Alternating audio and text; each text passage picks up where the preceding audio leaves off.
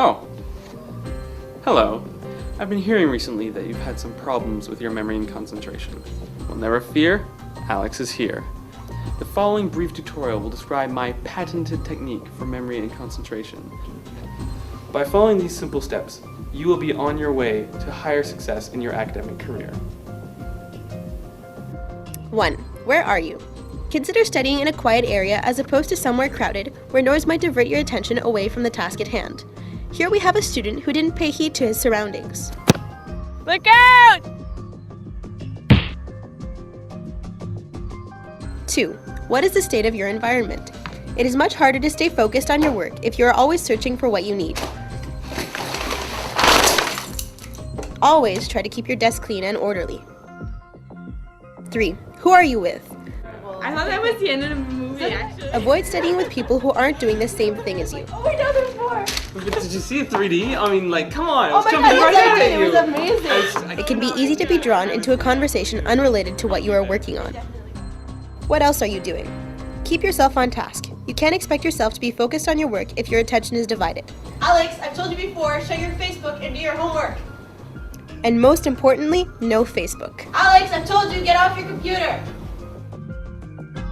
5. Monitor your physical and psychological conditions. How well rested you are plays an important role in your overall concentration. Yes, Italy. No matter where you are and what you're doing, if you are tired, your concentration will suffer. Memory. Your memory is divided into two main types, short-term and long-term. Your short-term memory is the capacity for holding small amounts of information in your mind for short periods of time. Your long-term memory can store information for as little as a few days to as long as a few decades. Consequently, you will be engaging both your short-term and long-term memory when studying. Your short-term memory will be active during the study process. Here are a few tips to help you do this effectively. 1. Connect materials to things that exist in your everyday life.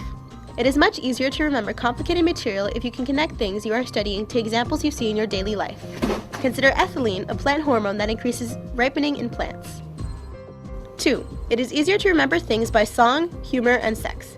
The human mind more easily remembers information that is sexual, humorous, personal, etc., as opposed to arbitrary sequences. These are called mnemonic devices.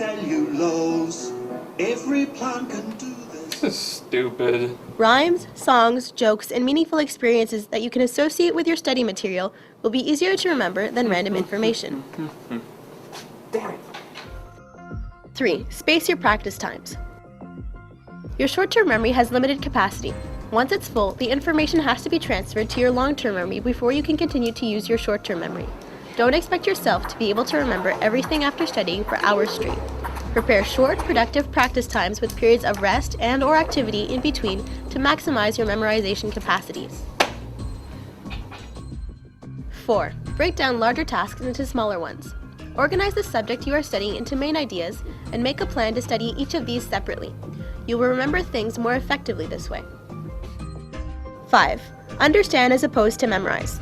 When possible, try to understand the concepts behind the material that you're